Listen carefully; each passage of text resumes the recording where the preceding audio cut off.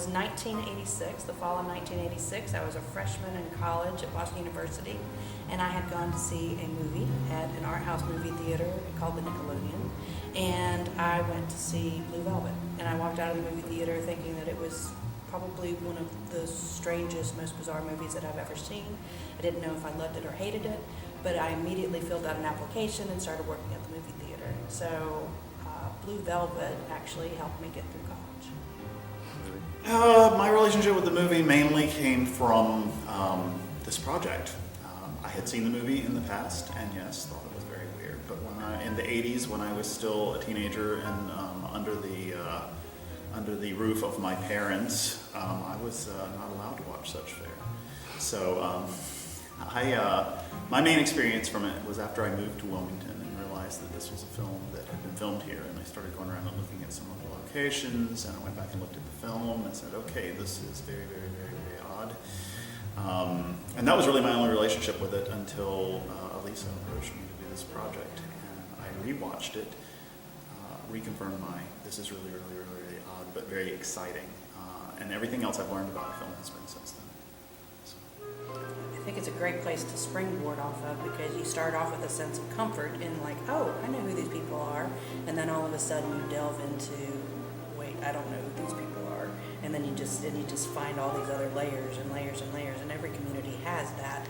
But on the surface, you try and find something that is like comforting and that is wholly relatable, and then you find the differences in between.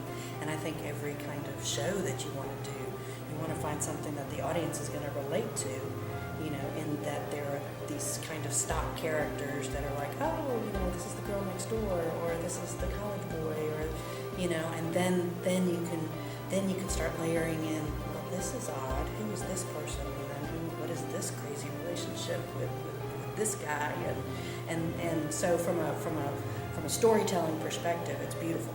From a musical perspective, it's ridiculously exciting because you take. Well, I think Lynch was brilliant in casting Kyle MacLachlan. Kyle MacLachlan as Jeffrey, just that everyman, off to college, American, young guy that everybody immediately likes. He's out walking. It's very, very Andy Griffith. Walking, along the path. But Lynch wasted zero time getting to the undercurrent. In those opening credits, he went straight down through the grass. So with musical theater, it's great because you create a melody line for this character to help tell the story, but then you get to play with the sounds and the instruments underneath that give you that undercurrent and that.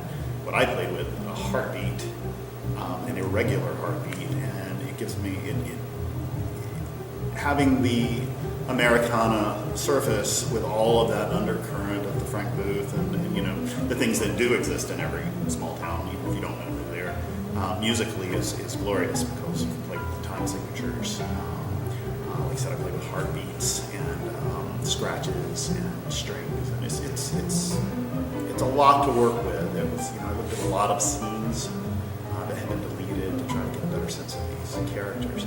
And I think Lynch was also brilliant in putting these normalized characters in the frame and putting them in just very, very awkward silences and moments that make you feel uncomfortable.